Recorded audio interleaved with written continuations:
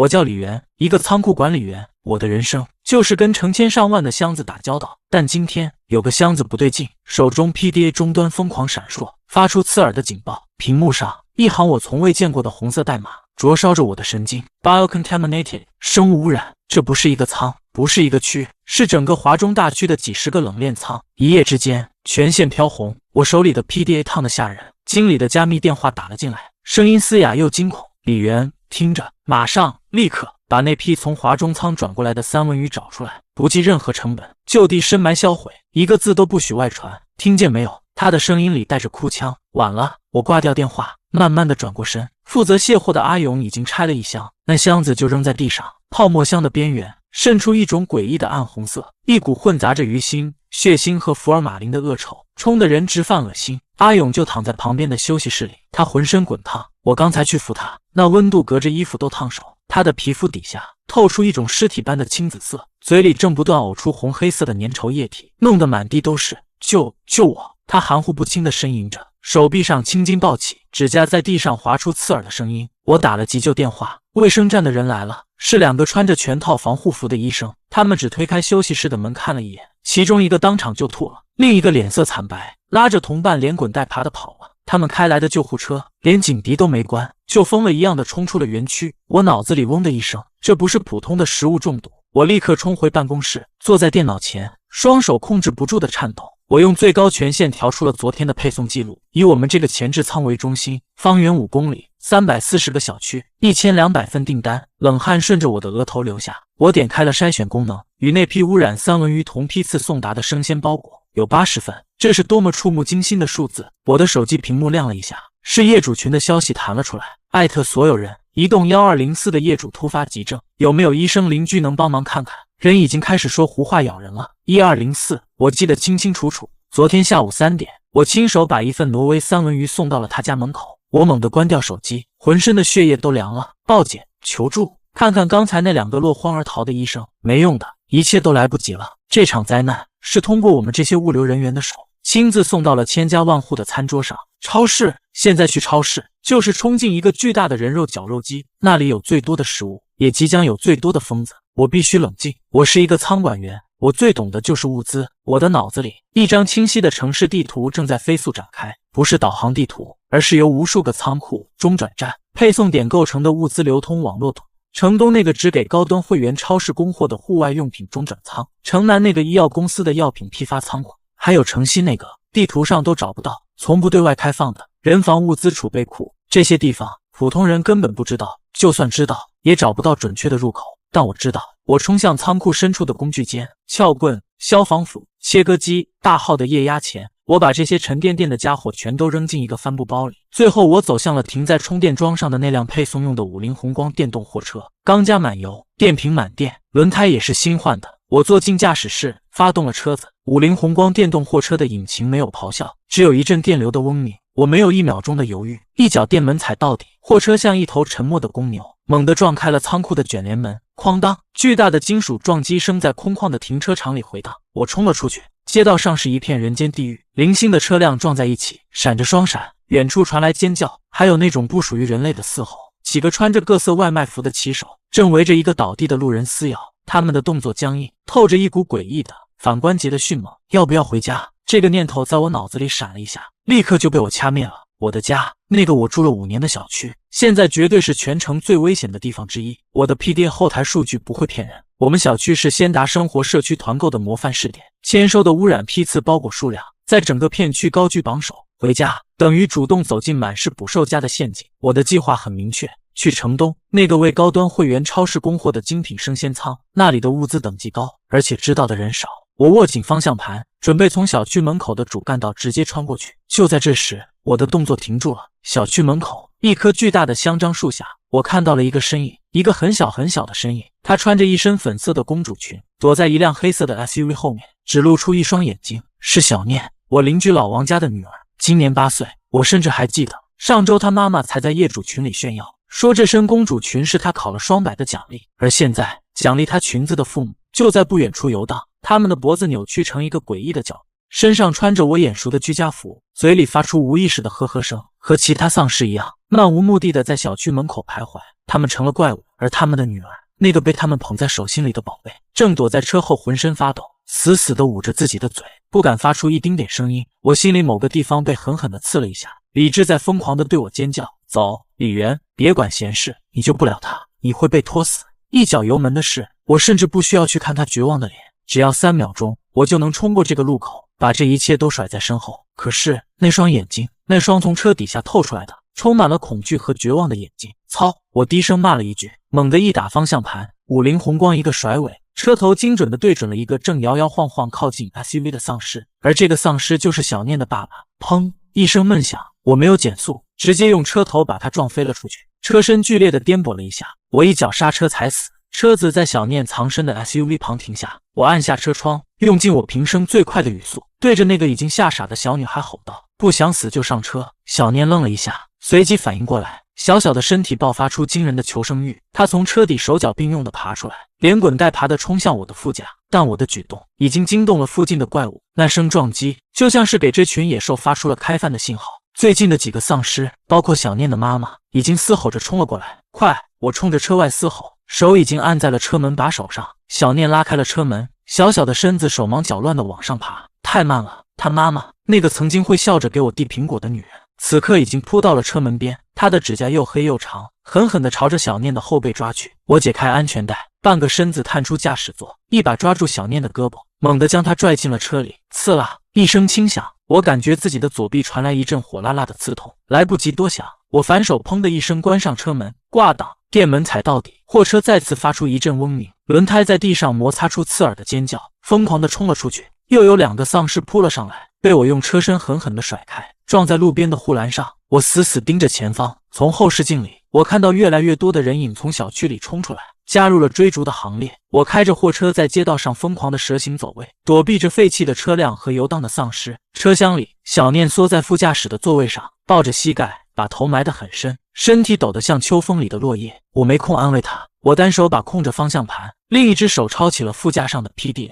开机，输入我的员工号和一串只有我知道的后台代码。屏幕亮起，跳过了先达生活的 logo， 直接进入了一个简陋的后台界面。这是我们公司物流车队管理系统的后门，平时是用来监控司机有没有偷懒，有没有违规驾驶的，但它有一个隐藏功能，可以调用全程的交通监控简易数据。屏幕上，一张城市的电子地图展开，上面布满了密密麻麻的红点和绿点，红点代表着摄像头捕捉到的异常聚集和拥堵，在这种时候就意味着丧尸密集区，绿点则代表着畅通无阻。我的大脑飞速运转，手指在屏幕上快速滑动，规划着路线。城西主干道，红点连成了一片，堵死了。城南高架，几个红点正在快速移动，有车队，但不知道是活人还是死人，不能去。只有一条路线，穿过老城区，走那条平时因为狭窄和颠簸几乎被所有货车司机拉黑的沿河小路。那里没有监控，但根据数据模型推算，人流最少也最安全。我调转车头，毫不犹豫地拐进了一条小巷，货车在狭窄的巷子里穿行，车身两侧和墙壁的距离几乎可以用厘米来计算。颠簸的路面让车厢里的东西哐当作响，小念被颠得闷哼了一声，但依旧不敢抬头。终于，在穿过最后一个路口后，前方的视野豁然开朗，我们成功冲出了最混乱的区域。我长长的舒了一口气，紧绷的肌肉终于有了一丝松懈。车速放缓，我看了看身边的小女孩，她还是那个姿势，一动不动，只有微弱的抽泣声传来。我叹了口气，刚想说点什么，哥哥，你流血了。小念的声音很小，带着蚊子一样的颤音。我猛地低头，只见右手臂上一道3寸长的划痕，血珠正争先恐后的往外冒。刚才把他拽上车的时候，被一个丧尸的指甲刮到了。操！冷汗唰的一下就浸透了我的后背，我会不会也被感染，变成那种六亲不认，只会啃食活人的怪物？方向盘在我手里打了个滑，五菱宏光在空旷的马路上画出一条歪歪扭扭的蛇形。不行，李元，你他妈给我冷静下来！我狠狠一拳砸在方向盘上，喇叭发出一声刺耳的长鸣。恐慌是这个世界上最没用的东西，它只会让你死得更快。我深呼吸，再深呼吸，强迫自己把注意力集中到前方的路面上。小念被我吓到了，缩在副驾驶的角落里，不敢出声。我瞥了他一眼，心里那股烦躁和恐惧又被压下去几分。现在不是我一个人的事了，我得对他负责。15分钟后，车子稳稳地停在了一栋巨大的灰色建筑前。御品生鲜城市分拣中心，这里是全城最高端会员制超市的供货商，平时门口连个鬼影都少见，更别说现在了。偌大的停车场空空荡荡，只有风卷起地上的塑料袋，发出哗啦啦的响声。保安亭里更是人去楼空。我跳下车，从后车厢里拿出一根半米长的撬棍以及一把活动扳手。小念在车上等我。小女孩用力的点了点头。我走到那扇巨大的工业卷帘门前，这种标准仓库门我看过成百上千次，闭着眼睛都知道它的结构：侧面检修口、手动链条，还有那个看似坚固的中央地锁。我把撬棍的扁头插进锁芯的缝隙，用尽全身力气猛地一扁，咔嚓一声清脆的金属断裂声，成了。我没停，又用扳手飞快地卸掉了门轨侧面的2颗关键固定螺栓。哗啦啦，我抓住手动链条，一使劲，沉重的卷帘门被我硬生生拉起了1米多高。整个过程不到3分钟，一股冰凉的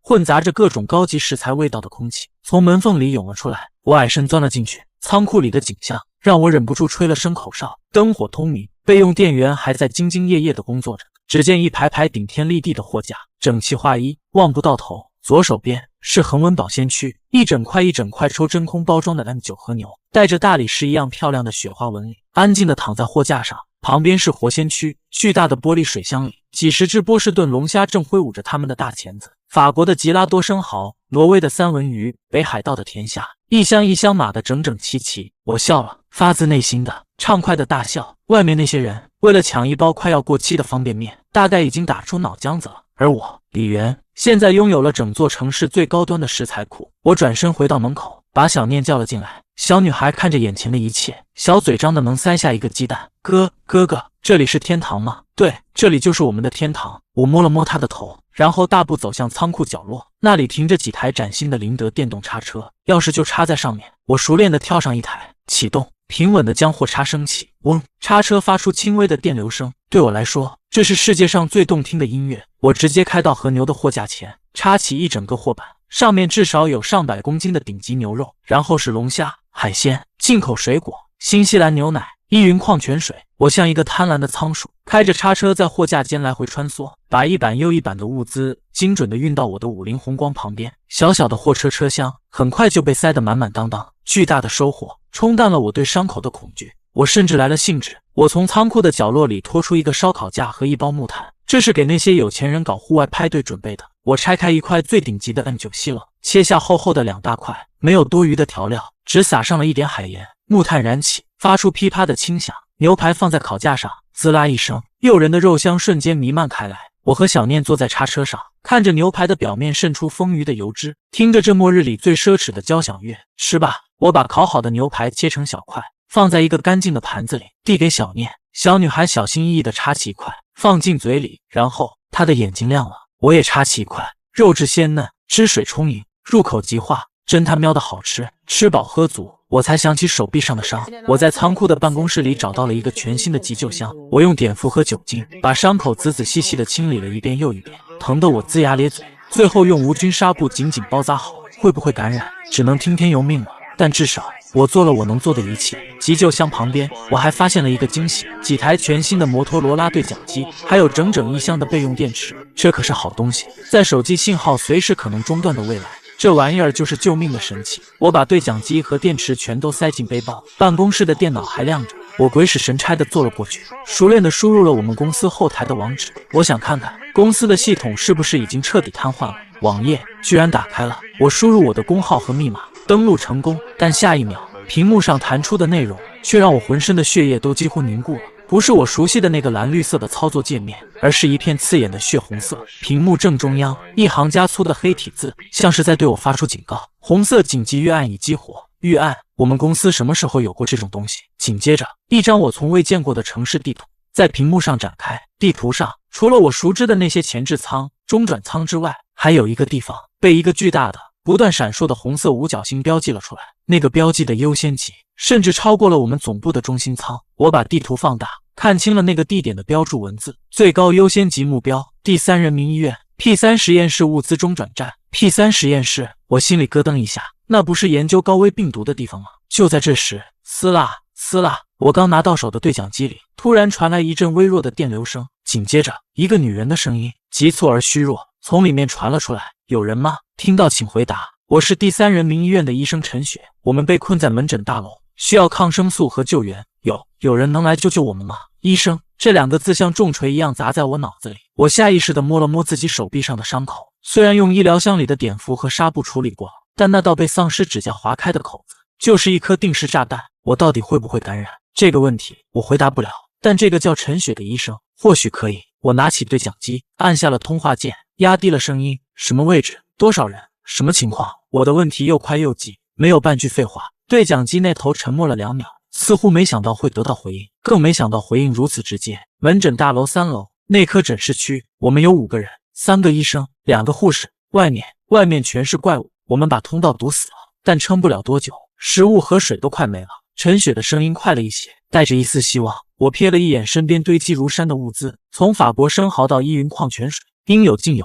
讽刺，我为什么要救你们？我问出了最关键的问题。小念停下了吃草莓的动作，抬头看着我，我没有理会，只是死死地攥着对讲机。这不是冷血，这是生存。我不是慈善家，我只是一个想活下去的仓库管理员。那头的陈雪再次沉默，几秒后，她的声音重新响起，这一次冷静的可怕。第一，我们是医生，你的声音听起来很年轻，但你不敢保证自己永远不会受伤，不会生病，不会被咬到。在现在这个世界，一个专业医生的价值比一卡车面包更高。他说对了，我的心脏猛地一缩。第二，我们掌握着第一批感染者的临床资料，最详细的数据，这东西对任何想活下去的人都有用。第三，也是最重要的，他顿了顿，似乎在组织语言。第3人民医院 P3实验室物资中转站，我知道他在哪，也知道怎么进去。那里不仅有常规药品，还有一批上面紧急调拨下来，准备用于临床试验的广谱抗病毒药物。轰！我的脑子炸了。P3实验室物资中转站，广谱抗病毒药物。我的物资雷达瞬间警铃大作，指针疯狂旋转，最后死死地锁定了陈雪这个目标。他不是一个人，他是一份活的藏宝图，是一把能打开顶级物资仓库的钥匙。我手臂上的伤口仿佛又开始隐隐作痛。去他喵的犹豫！风险，末日里呼吸都是风险。把你那里的具体情况，周围的建筑，丧尸的分布，用你最简洁的语言告诉我。我的语气变了，从一个冷漠的旁观者变成了一个准备收获的司机。好，陈雪立刻明白了我的意思。门诊楼正门已经完全被堵死，聚集了至少上百个怪物。后门通向住院部，那边情况更糟。唯一的可能是3楼东侧的消防通道，那扇窗户正对着医院后勤小院，院墙外面是一条小巷。他飞快地描述着，我则立刻掏出了我的宝贝——公司配发的 PDA。我打开了那个被我破解了管理员权限的物流配送案，这玩意儿可比普通的电子地图牛多了。它不仅有城市所有道路的实时路况监控，现在基本都红了，更有我们平台合作的数万个商家的详细数据，店铺名称、地址、经营状态，甚至是后门和仓库的位置。我飞快地输入第3人民医院，地图瞬间放大，医院的平面图清晰地显示出来。我找到了陈雪说的后勤小院和那条小巷，然后我的手指在地图上轻轻一点，小巷的尽头，一个灰色的图标亮了起来。好在来24小时便利店，医院后街分店，状态暂停营业。我点开详情，法人、电话、店铺面积，甚至连上次我们配送员去送货时备注的仓库后门位置和门锁类型都一清二楚。备注：后门为内嵌式防盗门，锁芯为 B 级，旁边就是垃圾站，味儿大，速战速决，完美！一条绝佳的潜入路线在我脑中瞬间成型。从便利店的仓库后门进去，穿过店铺，从正门出来，直接就到了后勤小院的墙外。这条路线能最大限度地避开医院主干道上成群的丧尸。听着，我现在告诉你一个计划。我对着对讲机将我的路线和盘托出。你从3楼窗户出来，有没有办法下到院子里？有，消防水带，我们可以用那个滑下去。陈雪的声音里透出狂喜。很好，半小时后，我到那个便利店后门，你们想办法从3楼下来，在院墙下等我。记住，只有一次机会，明白？我关掉对讲机，长长的呼出一口气，心脏在胸腔里狂跳，不是因为害怕，而是因为兴奋。这是一场豪赌，赌注是我的命，但筹码是活下去的最大希望。小念，坐稳了。我发动了50红光，小小的车身发出一阵低吼。去医院的路比我想象的还要难走，城市彻底乱了，废弃的汽车堵塞了道路，街上游荡的丧尸比之前密集了数倍，他们对声音和光线极其敏感。我只能关掉车灯，凭着记忆和 PDA 上的路线规划，在一条条小巷里穿行。50红光电动车的好处此刻体现得淋漓尽致，声音小，提速快，车身灵活。好几次我都和游荡的丧尸群擦肩而过。小念缩在座位上，用消防斧紧紧抱住自己，一声不吭，懂事的让人心疼。终于 PDA 地图上的那个灰色图标近在眼前，我把车悄悄停在巷子口的一处阴影里，熄了火。小念，待在车里，锁好门，不管发生什么都不要出来，不要发出声音，等我回来。我叮嘱道，伸手把一把扳手塞进了他的手里。如果有坏人想开车门，就用这个砸他的手。小念用力的点了点头。我深吸一口气，带上撬棍和消防斧，猫着腰，贴着墙根，摸向那家好再来便利店。巷子里很安静，只有风吹过垃圾袋的沙沙声，空气中弥漫着一股腐烂的恶臭。我很快就找到了那个被贮里的仓库后门，一扇不起眼的铁皮门，上面还贴着仓库重地，闲人免进的褪色标语。和我预想的一样，我从包里拿出工具，准备像在御品生鲜仓库时一样速战速决。可我的手刚碰到门锁就停住了，不对劲，这门是从里面反锁的，而且不是用钥匙，是那种老式的插销，从外面根本无法打开。怎么会？一家暂停营业的便利店，为什么会有人从里面把仓库门给插上？我把耳朵贴在冰冷的铁门上，里面有声音，很轻微，是一种压抑的、粗重的喘息声，像一个破旧的风箱在拼命拉扯。紧接着，另一种声音传了过来，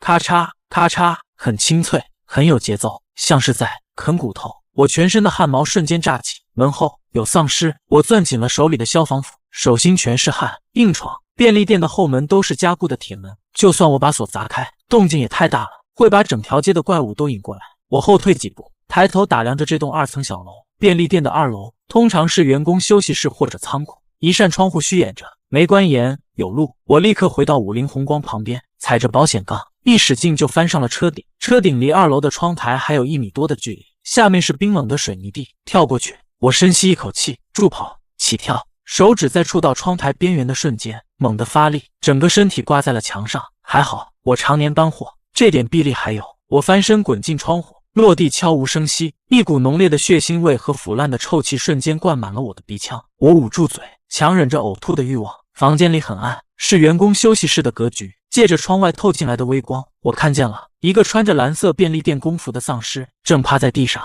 在他身下是另一具被开膛破肚的尸体，他把整个脑袋都埋在尸体的胸腔里，喉咙里发出满足的咕噜声的。我没有半分犹豫，对付这种落单的，只有一个字：快。我压低身子，踮起脚尖，消防斧被我横握在胸前。5米、3米、1米，丧尸似乎察觉到了什么，啃食的动作停顿了一下，正要抬头，晚了。我抡起消防斧，用尽全身力气，自上而下，狠狠劈进了他的后颈。噗嗤，粘稠的液体溅了我一脸。那颗脑袋和身体瞬间分离，滚到了一边。我顾不上擦脸，立刻冲到楼梯口，确认楼下没有别的威胁后，飞快地跑下楼，来到便利店的后门。咔嗒，我从里面拧开了门锁。陈医生，后门已开。重复，后门已开。我对讲机里传出电流的杂音，收到，我们正在从3楼消防通道下来，预计3分钟。陈雪的声音一如既往的冷静，听不出一点慌乱。我靠在门后，心脏砰砰直跳。3分钟，每一秒都是煎熬。医院里的情况比我想象的要复杂，我不敢催促。就在这时，我身后传来一声极轻的响动，我猛地回头，消防斧瞬间举起。李元哥哥，是小念。他不知什么时候从车里溜了出来，正躲在一个货架后面，小脸吓得惨白。我脑子嗡的一声，火气直冲头顶。谁让你下来的？我不是让你在车里锁好门吗？我压低声音怒吼。我怕。小念的眼泪在眼眶里打转，手里死死攥着那把扳手。我一口气堵在胸口，骂也骂不出来。现在说这些都晚了，待在我身后，一步都不许离开，听见没有？我把他拉到我身后，注意力再次集中到门外。对讲机里传来陈雪压抑的声音：“我们到窗口了，李元。”我立刻探出头去。医院3楼，一扇窗户后面，几个人影晃动。我把从户外用品仓找到的登山绳一头绑在便利店最粗的承重柱上，另一头甩了出去。抓紧了！我冲着上面喊。绳子被抓住了。第一个下来的是个护士，落地时腿都软了。第二个是陈雪，她动作很利落，显然演练过。就在她顺着绳子滑到一半的时候，意外发生了。一个穿着病号服的丧尸不知从哪个角落里晃了出来，直勾勾地冲着正在下降的陈雪扑了过去。我心里一紧，可我手里还拽着绳子，根本来不及过去。小心！我只能大吼。就在这千钧一发之际，我耳边响起嗖的一声，一颗小石子精准地打在了旁边一个废弃铁皮垃圾桶上。当啷，清脆的响声在寂静的后巷里格外刺耳。那丧尸的动作猛地一滞，迟钝地转过头，循着声音的来源，摇摇晃晃地走向了那个垃圾桶。我惊愕地回头，看见小念正保持着扔出石子的姿势，小脸因为紧张和用力涨得通红。好机会！我手上猛地发力，加快了下降速度，陈雪安全落地，快上车！我吼着，一边解绳子，一边把他们往武林红光的方向推。最后一名护士也下来后，我拉着小念冲向货车。我们刚关上车门，那个被引开的丧尸，还有闻声而来的另外几个，已经围了上来，用手疯狂地拍打着车窗。我一脚油门踩到底，车子咆哮着冲了出去。车厢里死一般的寂静，两个护士惊魂未定地喘着粗气。我从后视镜里看了一眼，陈雪正在给小念擦脸，动作很轻柔，干得不错。我对小念说，小念抬起头，冲我挤出一个小小的笑脸。劫后余生的庆幸还没持续几秒，陈雪突然开口：“李元，别动，让我看看你的胳膊。”我一愣，这才想起手臂上那道被丧尸划伤的口子。他让我把车停在路边，从随身的医疗包里拿出消毒工具，仔细检查我的伤口。他的手指很稳，动作专业又麻利。车里所有人都屏住了呼吸。几秒钟后，陈雪抬起头，伤口没有发黑，也没有组织坏死的迹象，只是普通的划伤。你没有被感染。呼，我长长的吐出一口气，整个人都瘫在了座椅上，压在心头好几天的大石头终于落了地。活着真好。我重新发动汽车，心情前所未有的轻松。陈医生，谢了，以后吃的喝的管够。然而陈雪并没有接我的话，她的脸色反而变得异常凝重。李元，我必须告诉你一个坏消息，我们被困在门诊楼的时候，一直在观察楼下的那些东西。我心里咯噔一下，他们好像在进化。车里的气氛瞬间降到冰点。陈雪的声音很轻，却像一把锤子，一下下敲在我的心上。一开始他们只是对声音和光线有反应的无意识游荡，但就在今天早上，我们亲眼看到有几个感染体堵住了我们那层楼的消防通道主出口。他们没有互相攻击，也没有嘶吼，就那么安静地站在那里，像是在合作。进化意味着更聪明，更难对付，意味着我脑子里那些基于普通丧尸制定的逃生路线随时可能失效。那批药必须拿到！我一拳砸在方向盘上，武林红光的车身跟着抖了一下。陈雪说的没错， P3 实验室中转站里的那批广谱抗病毒药物，现在已经不是什么锦上添花的物资了，它就是命，是能让我们在这个操蛋的末日里多几分活下去的底牌，是我们唯一的希望。我按照陈雪提供的路线，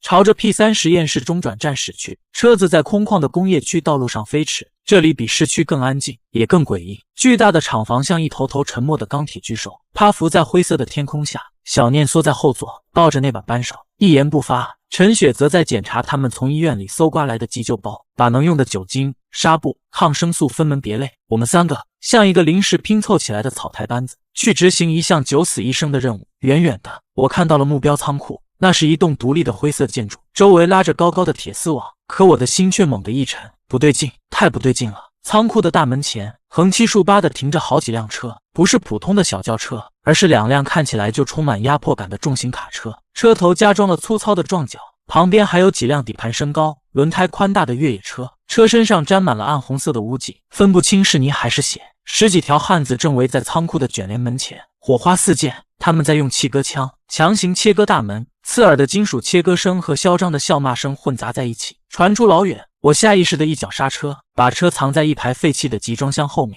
有人捷足先登了，我压低声音。陈雪和小念也探过头来，脸色都变了。那群人个个手持武器，有砍刀，有钢管，甚至还有人背着土制的弓箭，一看就不是善茬。为首的是一个光头，身材壮得像头熊，脖子上一条小指粗的金链子，在阴沉的天色下都晃得人眼晕。他正一脚踹在一个干活慢了的小弟屁股上，嘴里骂骂咧咧：“妈的，快点！天黑之前拿不到东西，老子把你们全剁了喂狗！”我认得这种人，末日之前，他们是盘踞在各个物流园、货运市场的车队包工头，手下养着一群司机和装卸工，靠着拳头和规矩抢生意。现在末日来了，他们那套规矩就变成了赤裸裸的暴力。我们怎么办？陈雪的声音有些发紧。硬闯？就我这辆小破50，还不够人家一卡车撞的。我一个医生，一个孩子，对面是10几个手持凶器的壮汉，这根本不是一场势均力敌的较量。光头似乎察觉到了什么，朝我们这边看了一眼。他发现了我的车，他咧开嘴，露出一口黄牙，随手抄起一根撬棍，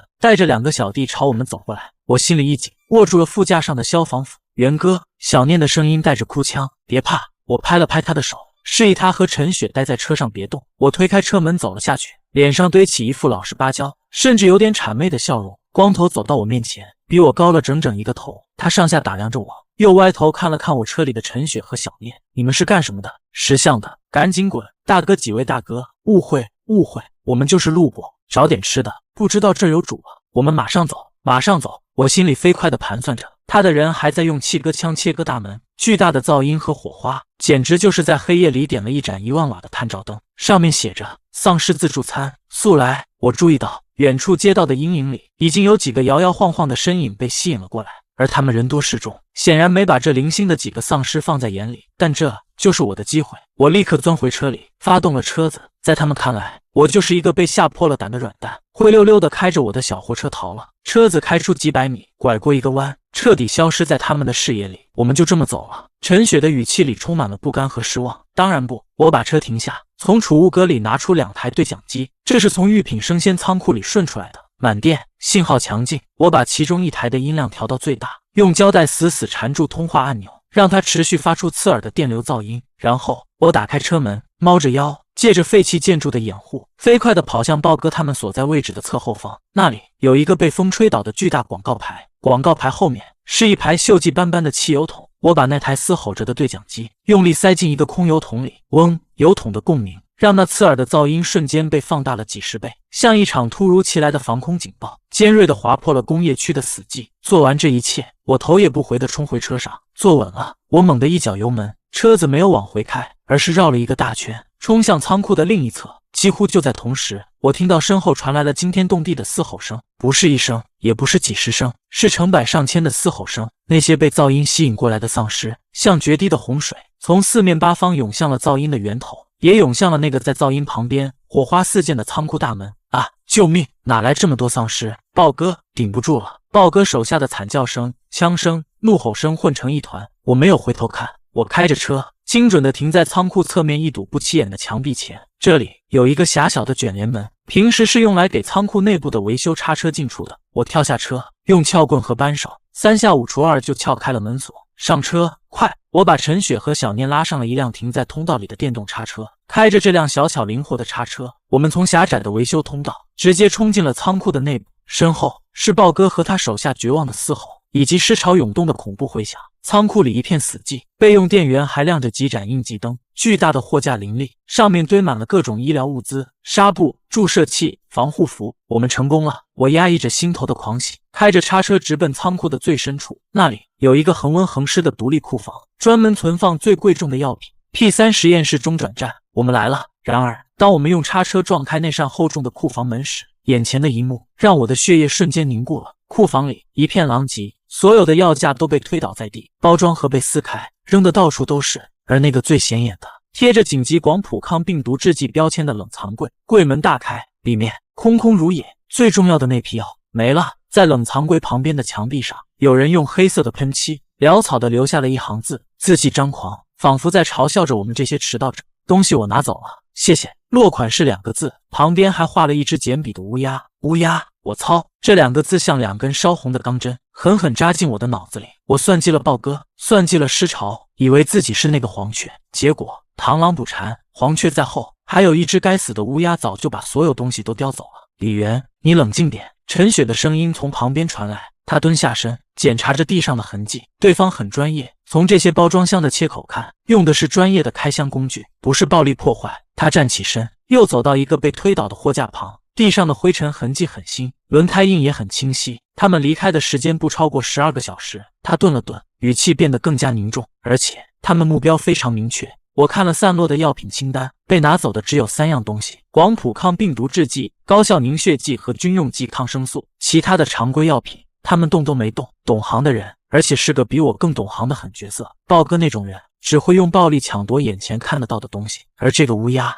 他精准的知道什么东西最重要，并且能在我之前找到这里。一种被人玩弄于股掌之中的屈辱感让我攥紧了拳头。不行，我不能就这么算了。我环顾四周，很快锁定了仓库角落里的办公室。只要电力还没断，只要网络还能用，我就不信它能凭空消失。你和小念在这里搜集剩下的药品，什么都要，特别是消炎药和纱布，我去就来。我丢下一句话，快步冲向办公室。办公室的门没锁，里面还算整洁，电脑还亮着待机屏幕，绿色的光在昏暗的房间里一闪一闪。我冲过去，一把推开椅子坐下，双手飞快地在键盘上敲击。熟悉的物流系统登录界面弹了出来。我没有输入我的工号，而是按住 Ctrl 加 Alt， 然后输入了一串只有我们这些老仓管才知道的隐藏代码。屏幕闪烁了一下，一个简陋但权限更高的后台维护界面出现了。这是公司的后门，用来处理系统 bug 和紧急数据修复的。我以前为了方便自己调配货物，偷偷记了下来。我深吸一口气，开始查询这个仓库的入库记录。很快，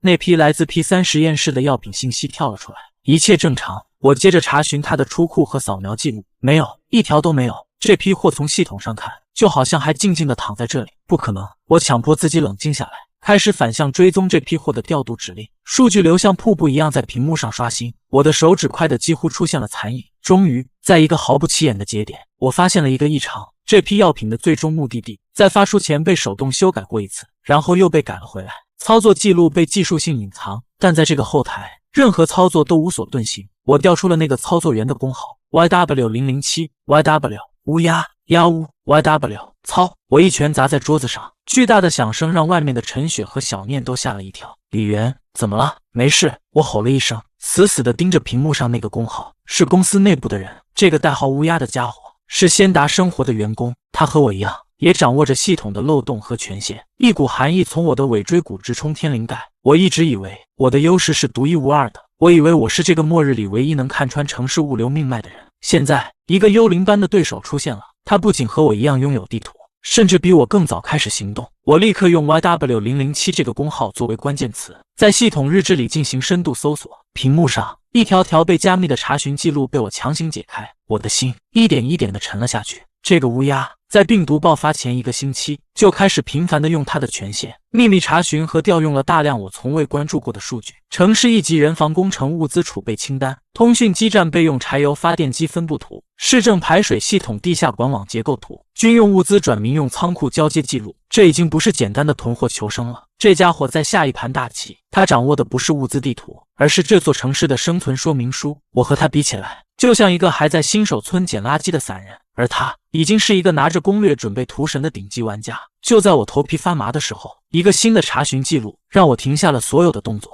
城市档案馆07号地下备份库结构及安防图纸。城市档案馆，一个在末日里听起来最没用的地方，没有食物，没有药品，没有武器，但他为什么要查这里？我有一种强烈的直觉，这个乌鸦的秘密，或者说解开他身份之谜的线索，就藏在那个地方。李元，你快过来看一下！陈雪的声音打断了我的思索，她的声音里带着一丝不确定。我走出办公室，看到她和小念已经把散落的常规药品都归拢到了一起，堆成了一座小山。陈雪的手里捏着一张皱巴巴的单子，这是什么？一张交接单，应该是对方拿走药品时不小心掉下来的。陈雪把单子递给我，上面除了药品信息，还有手写的东西。我接过来看了一眼，是一个我从没听过的老城区地址。我深吸一口气，压下心里的烦躁。我们有2个目标了，我对陈雪说：第一，找到这个乌鸦，搞清楚他到底想干什么；第二，去交接单上的这个地址，看看有什么线索。陈雪点点头，她的想法很直接，那个地址可能是一个秘密的医疗点，或者是某个医生的家。我想去看看，也许能找到幸存的同事。我看着他，又看了看旁边抓着我衣角的小念。档案馆是乌鸦这条线索的终点，但那个地方太大了，充满了未知。而这个诊所地址，目标小，更明确，先易后难，这是我们仓管员捡货时最基本的逻辑。行，我拍板决定，我们先去这个地址，你是指挥，我负责开车和动手。我对陈雪说：小念，你待在车里，锁好门，任何情况都不要下来。小念用力的点了点头，小脸绷得紧紧的。这孩子越来越懂事了。五菱宏光再次启动，我开得很慢。老城区的路很窄，两边都是些破旧的居民楼，路上丢满了各种垃圾和废弃的车辆，偶尔有几个丧尸在街上晃荡。我能躲就躲，实在躲不过去，就一脚油门撞过去。车子开进一条小巷，最终在一个挂着人心诊所招牌的铺面门口停下。招牌都褪色了，玻璃门上积了厚厚一层灰，看起来已经很久没有营业了。这里太安静了，安静的让人心里发毛。我熄了火，从工具箱里拿出撬棍，我先进去确认安全了，你们再下来。陈雪没有反对，她知道这种事她帮不上忙。诊所的卷帘门是拉下来的，但没锁死，留了一条缝。我用撬棍很轻松就把它撬开了，一股浓重的消毒水和血腥味混合的气味扑面而来。我皱了皱眉，握紧了手里的消防斧，闪身进去。诊所不大，只有一间问诊室和一间治疗室，地上很乱，到处是打翻的药瓶和散落的病历。在治疗室的病床上，我看到了一个人，一个穿着白大褂的男人，后脑勺一个血窟窿，已经死透了，他的身体都已经僵硬了，不是丧尸，是被人杀的。我检查了一下，确认没有别的危险，才对着外面喊了一声安全。陈雪和小念很快跑了进来。陈雪看到尸体，脸色白了一下，但他很快镇定下来，开始检查桌上的东西。这里有研究笔记，他的声音里带着一丝激动。我则在诊所里翻箱倒柜，看看有什么能用得上的物资。药品有不少，大多是些感冒药和消炎药。我毫不客气地把它们全都扫进我的背包。李元，你快来看！陈雪突然叫我。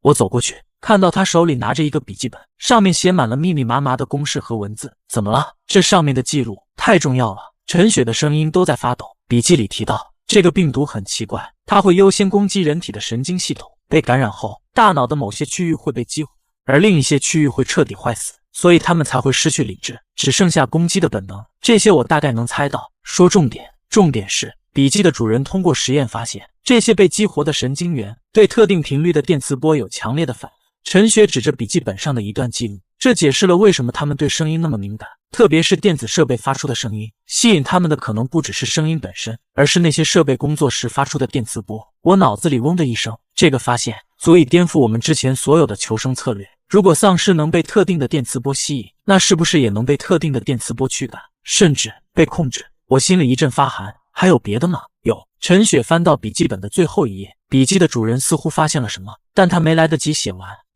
他的声音低了下去。我顺着他的手指看过去，在笔记本的旁边压着一张员工卡，一张我们先达生活的员工卡。我拿起来，上面的工号无比清晰 ，YW007 乌鸦。卡的下面是员工照片，照片上的男人戴着一副黑框眼镜，看起来沉默寡言，甚至有点木讷。严川，总公司 IT 部门的一个程序员，我见过他。开年会的时候，他还因为修复了一个重大系统 bug 上台领过奖。原来是你！我捏紧了手里的员工卡。一个躲在数据和代码后面的程序员，竟然在末日里成了和我一样利用信息差求生的同行，甚至他比我走得更远。他不仅拿走了药品，还在这里进行病毒研究。这个诊所的主人很可能就是被他灭口的。这个人比豹哥那种莽夫要可怕100倍。我们必须立刻离开这里。档案馆，必须马上去档案馆。那里有他调阅过的所有数据记录，那里一定藏着他最终的秘密。我们走！我当机立断，拉起陈雪和小念。这里不安全，必须马上走。就在这时，沙沙沙，一阵轻微的电流声从问诊室的角落里传来。我们3个人的动作都僵住了。声音是从一台老旧的收音机里发出来的，他自己打开了旋钮，在无人触碰的情况下缓缓转动，发出的电流声越来越大，越来越刺耳。不好！陈雪的脸瞬间血色尽失。电磁波！我的心猛地沉了下去。几乎就在同一时间，吼！一声不属于人类的嘶吼从诊所外的巷子里传来，紧接着无数的嘶吼从四面八方响起，由远及近，飞快地朝着我们这个小小的诊所聚集而来。我冲到门边，透过卷帘门的缝隙往外看，巷子口、街道上，那些原本像没头苍蝇一样四处游荡的丧尸，此刻全都像闻到了血腥味的鲨鱼。他们疯了，他们全都朝着我们这个方向冲了过来。砰！一只丧尸狠狠地撞在了卷帘门上，铁皮门发出一声巨响，砰砰砰！越来越多的丧尸撞了上来，卷帘门开始剧烈的变形。李元，窗户！陈雪指着治疗室后面那个小窗户，声音里带着哭腔。我冲过去，窗户外面是一堵墙，根本无路可走，我们被包围了。陈雪的声音里带着一丝颤抖，她下意识地把小念护在身后。我脑子飞速运转，跑是肯定跑不掉了，前后门都会被堵死，硬拼更是找死。外面的数量，一人一口唾沫都能淹死我们，唯一的活路就是利用他们刚刚暴露出来的弱点。电磁波，声音！我立刻冲向我们带进来的物资，翻找着那几台从御品生鲜仓库里顺出来的对讲机。你要干什么？声东击西！我抓起一台功率最大的对讲机，又从背包里掏出一个东西，那是在城东户外用品中转仓里找到的遥控越野车，本来是拿给小念解闷的，没想到现在成了救命的玩意儿。我用胶带把对讲机死死地绑在遥控车上，调到最大音量，然后按下通话键，刺耳的电流声瞬间充满了整个房间。快，把窗户打开一条缝！陈雪立刻照做。我将遥控车从窗户缝里扔了出去，它在地上翻滚了2圈，稳稳落地。我握着遥控器，手指有些发汗，成败在此一举。我猛地推动摇杆，遥控车发疯似的冲向街道的另一头，车上绑着的对讲机像个移动的噪音炸弹，一路尖啸。奇迹发生了，那些原本疯狂撞门的丧尸动作猛地一顿，他们僵硬地转过身，放弃了眼前的目标，像是被无形丝线操控的木偶，开始追逐那个小小的遥控车。整条街的狮群都被那个小玩意儿吸引，浩浩荡荡地朝着远方涌去。我们赢得了宝贵的逃生窗口。走！我没有丝毫犹豫，拉起小念，带着陈雪冲出诊所后门，跳上了那辆满是划痕的50红光，一脚油门，我们绝尘而去。这次死里逃生让我清醒地认识到，这辆小货车已经不够用了。它太脆弱，空间也太小，我们需要一个更坚固、更安全的移动堡垒，一个真正的家。我的脑子里那张城市物资活地图再次展开，无数个节点在闪烁。最终，我的目标锁定在了一个地方，城北的环球汽配城。那里不光有改装车辆需要的一切零件，更重要的是里面有一个专供公交公司的大型维修站。维修站里有底盘更高、装甲更厚、空间更大的公交车。然而，命运似乎总爱开玩笑。当我们抵达汽配城时，发现已经有人捷足先登了。几辆改装过的重卡和越野车横在入口，一群人正围着一辆车头受损的卡车忙活。为首的是一个我化成灰都认识的光头豹哥，他的人也看见了我们，立刻举起了手里的砍刀和钢管，气氛瞬间剑拔弩张。豹哥吐掉嘴里的烟头，用脚捻了捻，脸上带着一种猫捉老鼠的戏谑。小子，缘分啊，又见面了，新仇旧恨，今天看来是要一起算了。我把车停在安全距离外，下了车。豹哥，火气别这么大，这汽配城这么大，咱们各用各的，井水不犯河水。豹哥笑了，露出一口黄牙。井水不犯河水，上次在药品仓库你耍我的账还没算呢，今天这地方老子包了。识相的留下车和那个妞，自己带着小的滚蛋。他的目光在陈雪身上扫过，充满了不加掩饰的欲望。我心底的火气腾的就上来了，但我没动，只是冷冷的看着他。豹哥，你的人在用气割枪，动静太大了，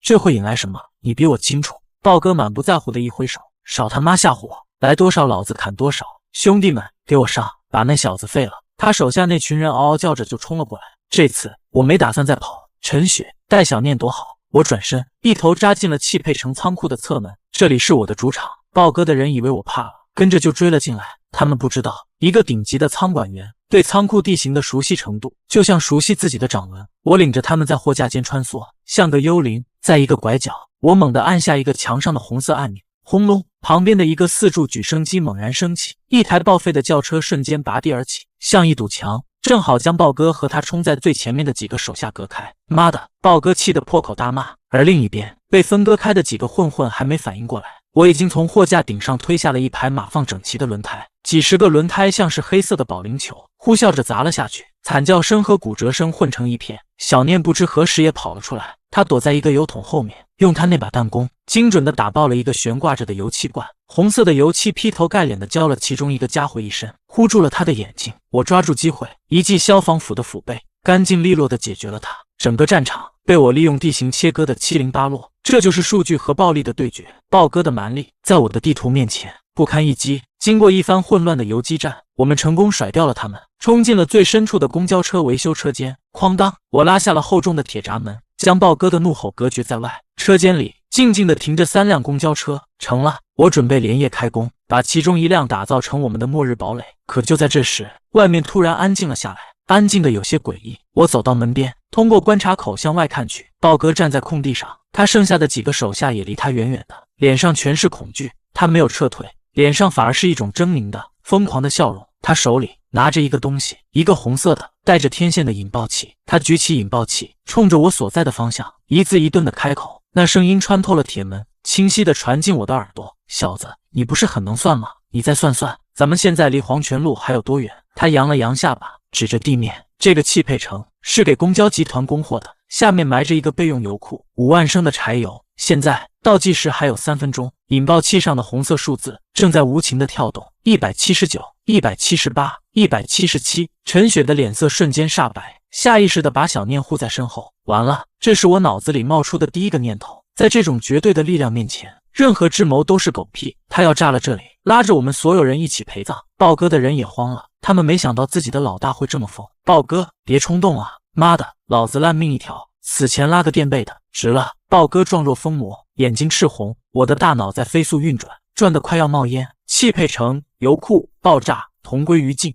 不对，有什么东西被我忽略了。一个念头像闪电一样劈开我混乱的思绪。档案馆，岩川，那个代号乌鸦的 IT 男，他调阅过的数据库里，除了那些物资仓库，还有一份文件，城市基础建设工程图纸。我猛然醒悟，人防工程，按照规定，大型的城市基础设施，特别是这种和能源站捆绑的，地下必然会预留人防通道。汽配城的地下，除了油库，一定还有一条生路。我一把抓起对讲机，用尽全力压低声音，不让对面的豹哥听出异样。陈雪，听着，人防通道，这下面一定有我之前下载的城市蓝图，马上发到你的 PDA 上，坐标和油库重合的区域，找入口，带着小念，快！时间在一秒一秒的流逝，152、151。陈雪没有问为什么，她只是重重的应了一声好。她拉着小念，立刻转身冲向汽配城深处的维修车间。现在我需要为他们争取时间。我看着不远处的豹哥，深吸一口气，脸上挤出一个比他还疯狂的笑容。豹哥，是吗？想玩玩？行啊，老子奉陪到底！我转身跳上旁边一台无人看管的重型叉车，钥匙就插在上面。我拧动钥匙，柴油发动机发出一声怒吼，黑烟喷涌而出。来啊，看谁先死！我猛地一脚油门踩到底，叉车那两根粗壮的货叉像两支利箭，直直地冲向豹哥。豹哥的人吓得屁滚尿流，纷纷散开。豹哥也没想到我赶来硬的，他狼狈地向旁边一滚，躲开了我的冲撞。叉车轰的一声撞翻了一排货架，无数的汽车零件稀里哗啦地砸了下来。疯子，你他喵也是个疯子！豹哥从地上爬起来，破口大骂。我调转车头，再次向他冲去。整个汽配城成了我一个人的游乐场。我开着叉车横冲直撞，把这里搅得天翻地覆。豹哥的人想上来拦我，但面对这个几吨重的钢铁怪物，没人敢靠近。引爆器上的数字在疯狂跳动，90、89、88，我的心也跟着这个节奏狂跳。陈雪，快点，再快点！对讲机里一片沉默，只有我沉重的呼吸声。我用叉车挑起一个装满废旧轮胎的铁笼子，猛地甩向豹哥的方向，轮胎像炮弹一样四散飞开，砸得他的人抱头鼠窜。混乱中，对讲机里终于传来了陈雪的声音，急促但带着一丝喜悦。找到了，李元，3号维修坑下面有一个伪装的盖板，快！我猛打方向盘，叉车一个漂亮的甩尾，掉头冲向维修车间的方向，拦住他，别让他跑啊！豹哥声嘶力竭地吼着。几个人拿着钢管和扳手冲了上来，我直接把油门踩穿了油箱，叉车咆哮着把那几个人撞得东倒西歪。我看见了3号维修坑旁，陈雪正用力地想拉开一个锈迹斑斑的铁盖，小念也在旁边帮忙。68、67、66，我从飞驰的叉车上一跃而下，在地上滚了2圈卸掉冲力，然后连滚带爬地冲了过去。我来！我用撬棍卡住盖板的缝隙，用尽全身的力气向上一撬，嘎吱一声刺耳的金属摩擦声后，盖板被撬开了一条缝，一股陈旧阴冷的空气从下面涌了上来。下面是深不见底的黑暗，只有一排通往地下的金属梯子。下去，快！我冲着陈雪和小念大吼。陈雪抱着小念，没有丝毫犹豫，第一个顺着梯子爬了下去，我紧随其后。身后豹哥的怒吼声已经近在咫尺。李元，你给我回来，老子要跟你一起死！我甚至能听到他沉重的脚步声。我最后看了一眼引爆器上的数字，10、9、8。我松开手，任由沉重的铁盖哐当一声合上，黑暗吞噬了一切。我们刚跳下梯子，还没站稳，身后、头顶、整个世界传来一声震耳欲聋的巨响。轰！一股无法形容的冲击波顺着通道席卷而来，我们被狠狠地拍在墙上，整个地下通道剧烈的摇晃，头顶的灰尘和石块簌簌落下，爆炸声持续了很久，仿佛要把整个城市都掀翻。我们死了吗？我不知道，我只觉得耳朵里全是嗡鸣声，什么都听不见。许久，震动才慢慢平息。我打开手电筒，光柱在黑暗中颤抖。陈雪和小念都在，他们靠在墙边，脸色苍白，但没有受伤。我们活下来了，我们真的活下来了。走！我沙哑着嗓子，只说了一个字。我们沿着这条阴暗潮湿的人防通道，深一脚浅一脚地往前走。不知道走了多久，前方出现了一扇厚重的不像话的金属门，门上有一个巨大的圆形转盘，像银行金库的大门。就是这里了。我拿出工具包、撬棍、扳手、切割机，我用尽了所有从仓库里学来的开锁技巧。在耗尽了最后一点力气后，伴随着咔嗒一声清脆的响声，沉重的门轴松动了。我用力推开大门，门后是一个全新的世界，干燥明亮，一排排应急灯照亮了这里。这是一个庞大到超乎想象的地下空间，一排排的货架顶天立地，上面整整齐齐地码放着物资，堆积成山的军用罐头，码放的像墙一样的瓶装纯净水，成箱成箱的压缩饼干。另一边是药品区，从抗生素到手术包，应有尽有。更深处是几台崭新的柴油发电机，旁边整齐地排列着几百个装满燃料的油桶。这里是传说中的城市人防物资储备库，足够上千人在这里生活好几年的终极仓库。我找到了，我真的找到了。在通讯室里，我找到了一台军用级别的短波电台。我打开电源，戴上耳机，本以为只会听到一片死寂的电流声，滋滋啦。突然，一个异常清晰、冷静到极点的声音从电流声中穿透出来，直接在我耳边响起，呼叫李元。我的心脏漏跳了一拍。这个声音，我知道你会找到这里，是岩川，是乌鸦。档案馆的资料你看了吗？这场灾难不是意外，他的声音没有一丝波澜，像是在陈述一个既定的事实。来西郊的信号塔，我们需要谈谈。话音刚落，电台的屏幕亮了起来，屏幕上一个不断闪烁的红色光点，标记着一个我从未在任何物流地图上见过的坐标。